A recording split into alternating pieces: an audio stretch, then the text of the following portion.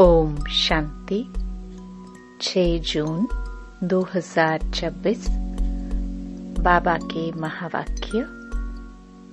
मीठे बच्चे, अमृत वेले का समय बहुत बहुत अच्छा है।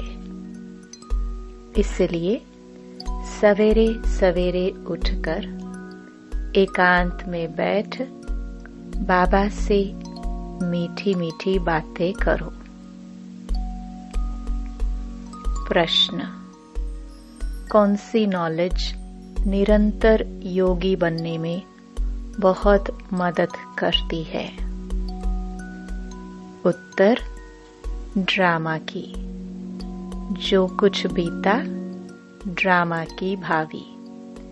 जरा भी स्थिति हलचल में न आए, भल कैसी भी परिस्थिति हो, अर्थक्वेक आ जाए, धंधे में घाटा पड़ जाए, लेकिन जरा भी संशय पैदा ना हो, इसको कहते हैं महावीर।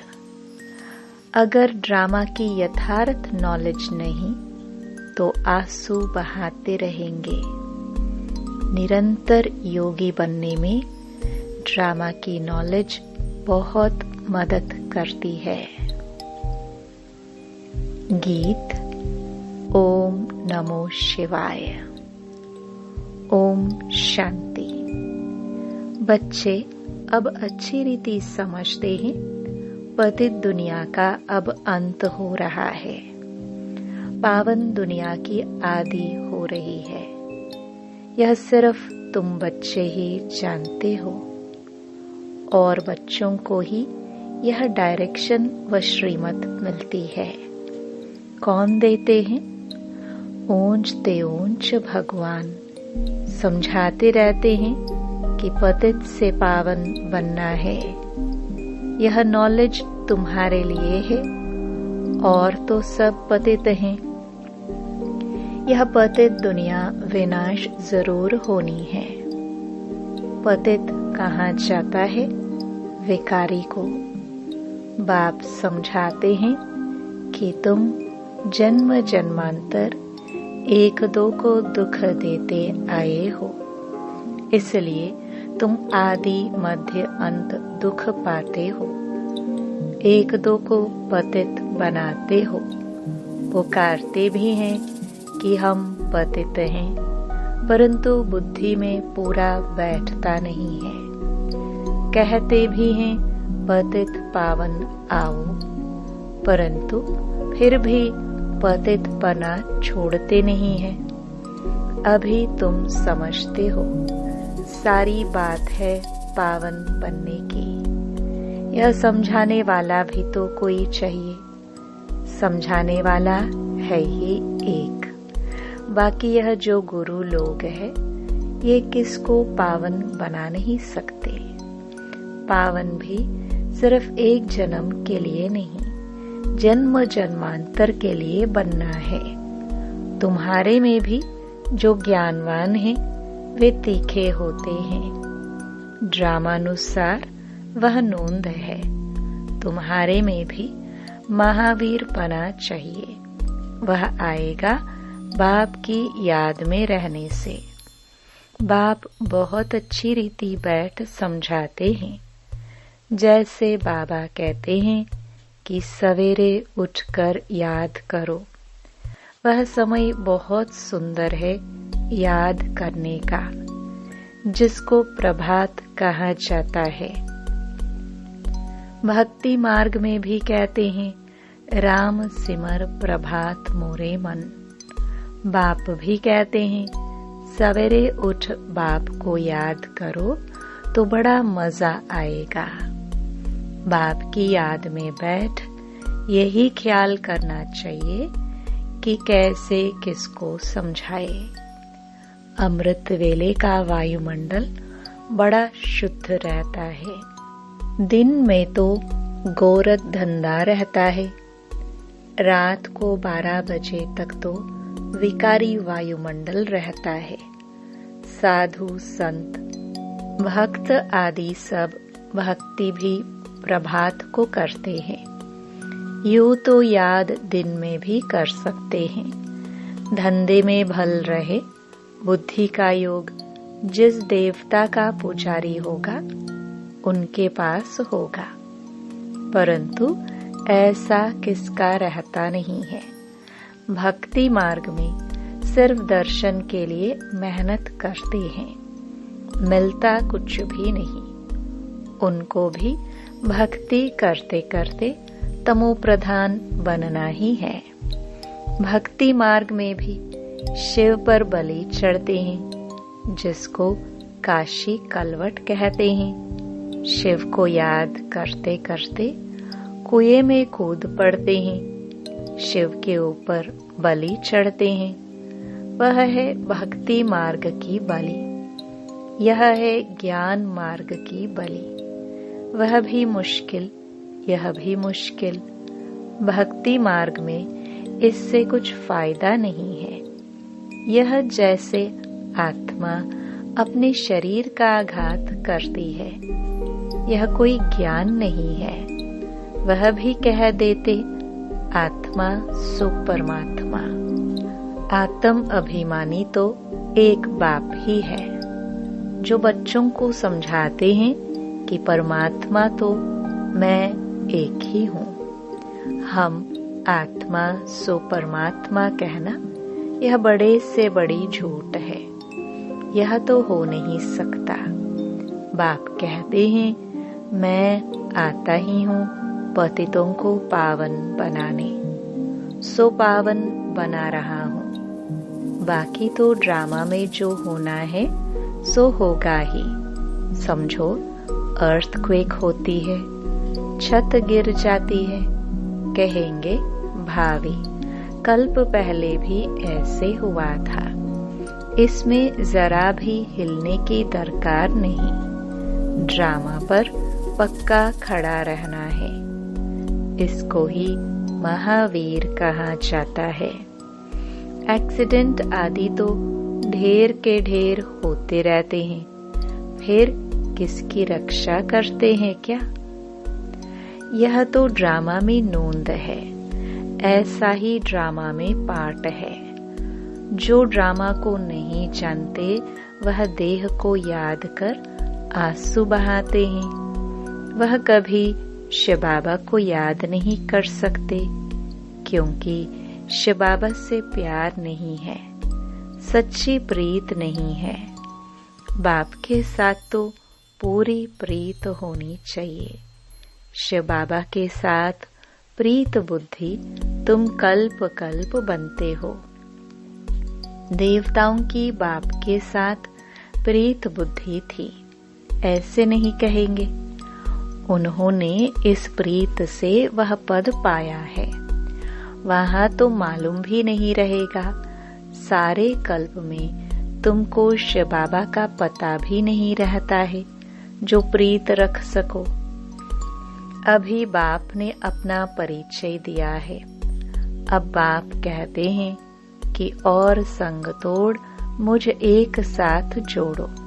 यह विनाश काल तो जरूर है, यह भी तुम बच्चे जानते हो। मनुष्य तो बिल्कुल ही घोर अंधियारे में है। तुम अभी समझते हो। हमको तो बाप से पूरा वर्षा लेना है। याद बिगर सतो प्रधान नहीं बन सकेंगे। सर्जन बन अपने रोग को देखना है, श्रीमत पर देखना है कि हमारी बाप के साथ कितनी प्रीत है। अमृत वेले ही बाप को याद करना अच्छा है। प्रभात का समय बहुत अच्छा है। उस समय माया के तूफान नहीं आएंगे। रात को 12 बजे तक तपस्या करने का कोई फायदा नहीं है, क्योंकि टाइम ही गंदा होता है, वायुमंडल खराब रहता है। तो 1 बजे तक छोड़ देना चाहिए। 1 के बाद वायुमंडल अच्छा रहता है। बाप कहते हैं अपना तो है ही सहज राजयोग, भल आराम से बैठो। बाबा अपना अनुभव भी सुनाते हैं। कैसे बाबा से बातें करता हूँ। बाबा, कैसा वंडरफुल यह ड्रामा है। आप कैसे आकर पतित से पावन बनाते हो, सारी दुनिया को कैसे पलटाते हो। बड़ा वंडर है। जैसे बाप को ख्याल आते हैं वैसे बच्चों को भी आने चाहिए। कैसे मनुष्यों का बेड़ा पार करें अथवा कैसे नैया पार करें। बाप कहते हैं तुम पुकारते रहते हो, हे पतित पावन आओ। अब मैं आया हूँ, अब तुम पतित न बनो। पतित होकर सभा में आकर नहीं बैठो, नहीं तो वायुमंडल अशुद्ध कर देते हो। बाबा को मालूम तो पड़ता है, दिल्ली में, बॉम्बे में ऐसे विकार में जाने वाले आकर बैठ जाते थे। गाया हुआ है, असुर आकर विघ्न डालने बैठते थे। विकार में जाने वालों को असुर कहा जाता है। वायुमंडल को खराब करते हैं। उनके लिए सजा बहुत कड़ी है।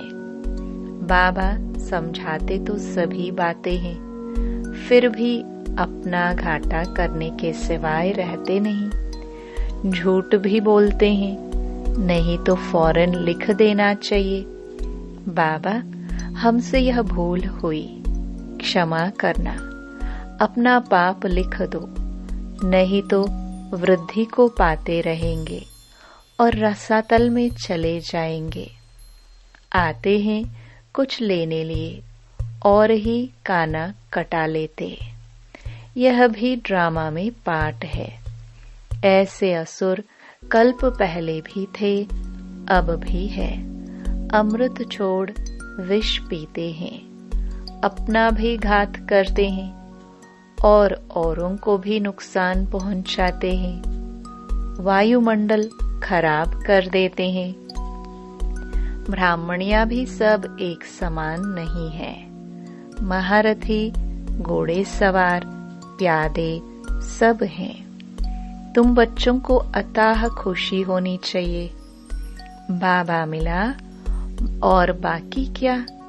हाँ, अपने बच्चों आदि को जरूर संभालना है।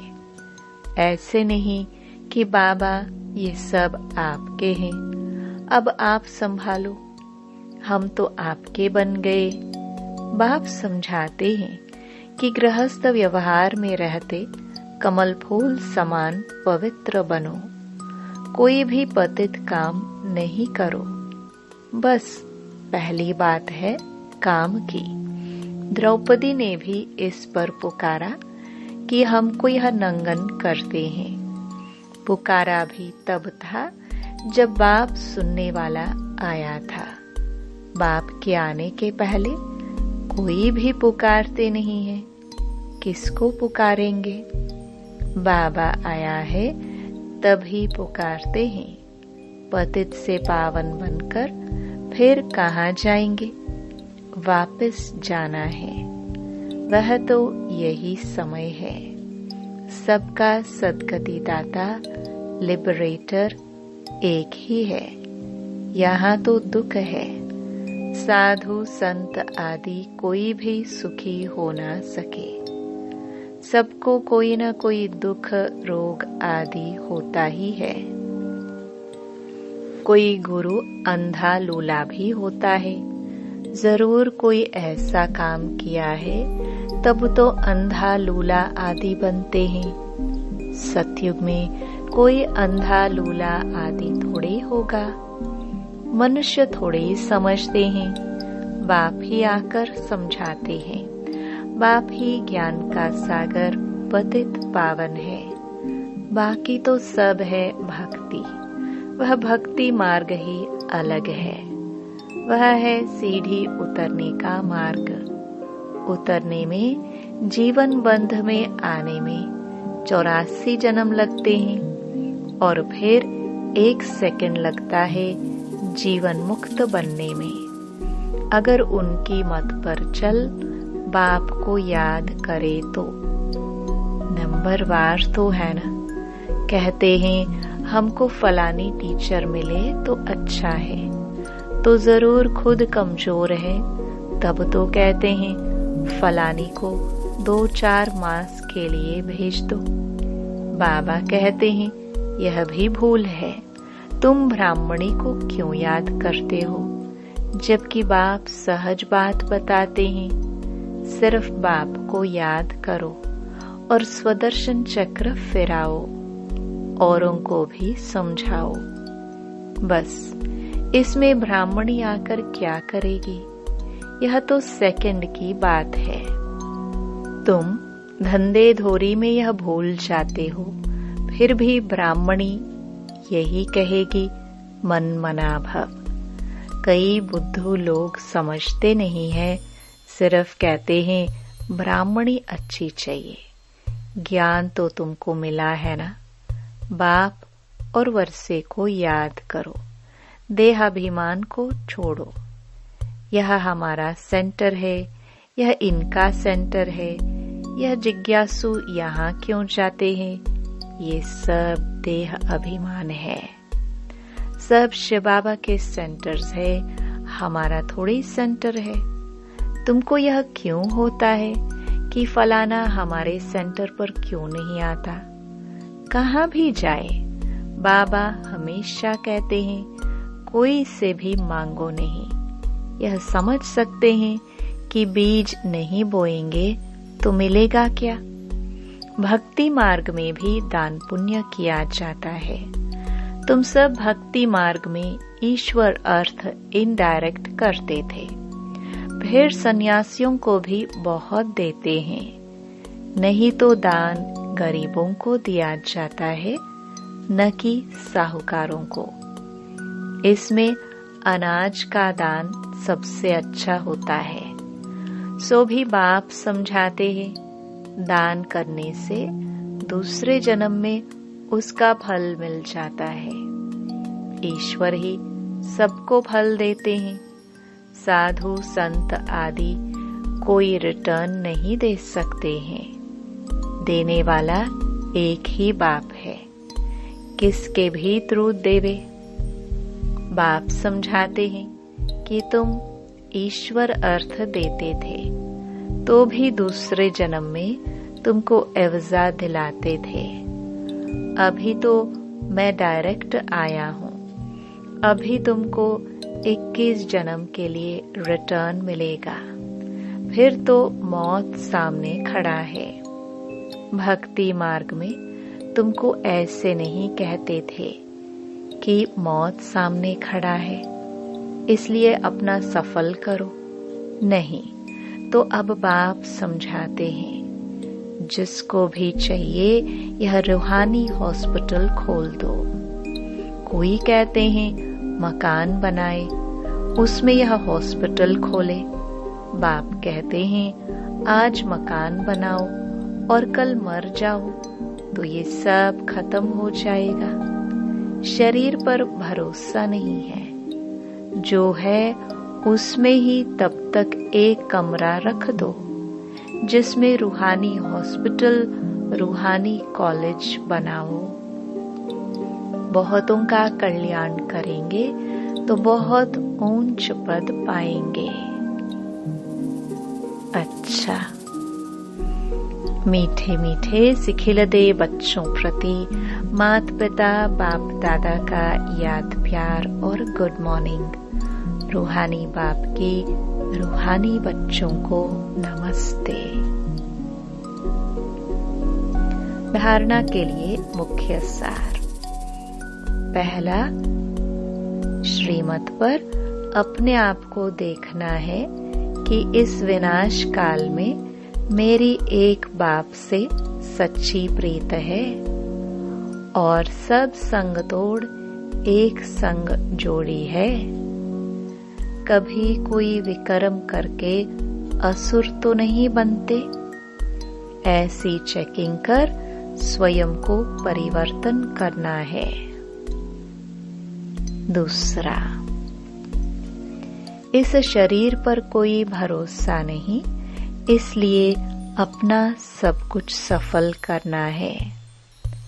अपनी स्थिति एक रस अचल बनाने के लिए ड्रामा के राज को बुद्धि में रखकर चलना है। वरदान। बार बार हार खाने के बजाय बलिहार जाने वाले मास्टर सर्वशक्तिमान विजयी भव। स्वयं को सदा विजयी रतन समझकर हर संकल्प और कर्म करो तो कभी भी हार हो नहीं सकती। मास्टर सर्वशक्तिमान कभी हार नहीं खा सकते। यदि बार बार हार होती है तो धर्मराज की मार खानी पड़ेगी और हार खाने वालों को भविष्य में हार बनाने पड़ेंगे। द्वापर से अनेक मूर्तियों को हार पहनाने पड़ेंगे। इसलिए हार खाने के बजाय बलिहार हो जाओ। अपने संपूर्ण स्वरूप को धारण करने की प्रतिज्ञा करो तो विजयी बन जाएंगे। स्लोगन। कब शब्द कमजोरी सिद्ध करता है, इसलिए कब करेंगे नहीं, अब करना है।